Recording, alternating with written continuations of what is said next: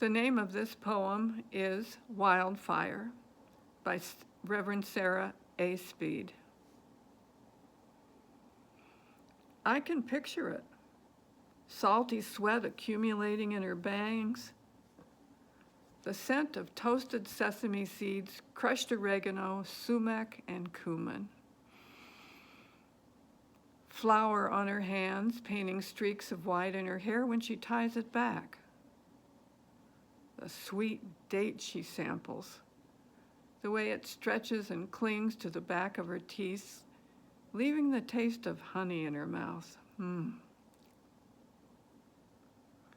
I can picture Martha in that kitchen, plating meals, eager to see their eyes close, their heads nod, to hear the swell of approval that rises from their lips.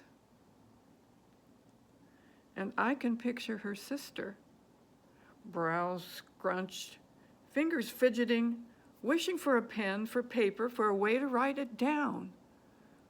I can see her mouth part like a fish in the air, questions forming and reforming on her curious lips.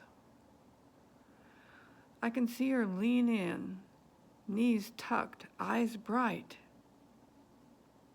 I can see her imagining the world he dreamed of.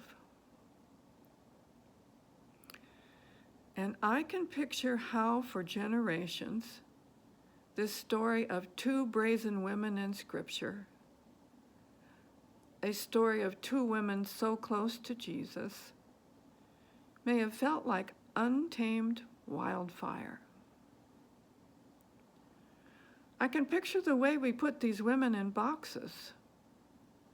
I can imagine how people saw their full hearts, their untamed energy, and decided to label that as good and bad, better and worse. I can imagine how Martha's questions were interpreted as nagging, or the interruption interpreted as needy.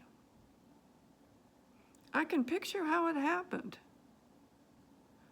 But what if it was all more beautiful than that? What if these sisters discovered a ministry of cooking?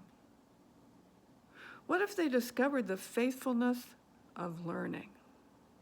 The kind of friendship that allows you to ask questions or something in between.